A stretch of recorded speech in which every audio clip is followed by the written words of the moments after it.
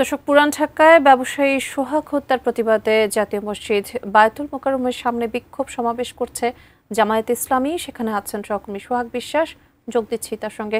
সোহাগ, জামায়াতে ইসলামী তো বিক্ষোভ সমাবেশ করছে, কি বলছেন তারা, একটু বিস্তারিত জানাবেন।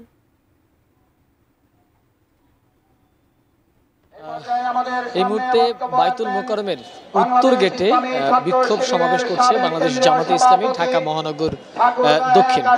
ঢাকা মহানগর দক্ষিণের এই আয়োজনের এই বিক্ষোভ মিছিল কেন, সেটি আসলে এখন এই মুহূর্তে পুরো দেশবাসী কিন্তু আসলে জানেন।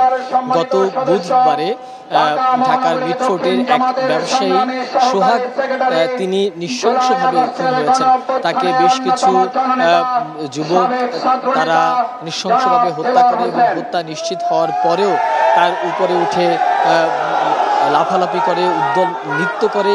এরপরে কিন্তু সেই বুধবারের ঘটনাটি গতকাল রাতে সামাজিক যোগাযোগ মাধ্যম সহ বিভিন্ন যোগাযোগ মাধ্যমে ভাইরাল হয়ে যায়। অ্যান্টিব্যাকটেরিয়াল অ্যাডিটিভ যুক্ত সেরা ওয়াটার ট্যাঙ্ক বিশুদ্ধ পানিতে ব্যাকটেরিয়া জন্মাতে দেয় না। এরপরেই কিন্তু আসলে সারা বাংলাদেশে বিক্ষোভে ফেটে পড়ে। তার অংশ হিসেবে গতকাল রাতেই বিভিন্ন ছাত্র সংগঠন, রাজনৈতিক দলের নেতাকর্মীরা বিক্ষোভ করে, সমাবেশ করে। তারই অংশ হিসাবে আজকের এই জামায়াতে ইসলাম ঢাকা মহানগরী দক্ষিণ তারা এই বিক্ষোভ সমাবেশ আয়োজন করেছেন।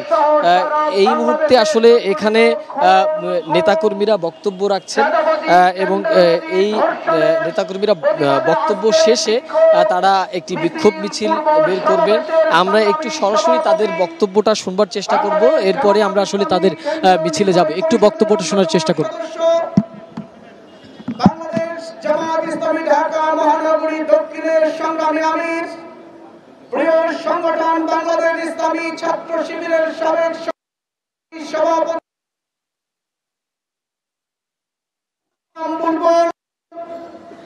উপস্থিত বাংলাদেশ জামায়াত ইসলামী ঢাকা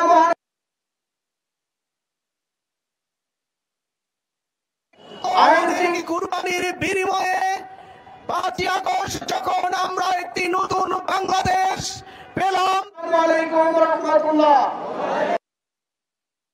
ফ্যাসিবাদ মুক্ত একটি বাংলাদেশ আমরা পেলাম, ঠিক তখন আমরা লক্ষ্য করছি 1 বছর পেরোতেই আবার আমাদেরকে সেই 15 বছর ইতিহাসের দিকে ফিরে যেতে হচ্ছে।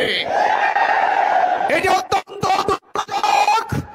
গত 11 মাসে যদি পর্যালোচনা তাহলে একটি দলের হাতে প্রায় 130 জনের বেশি মানুষ খুন হয়েছে। এই 130-এর মধ্যে অধিকাংশই হলো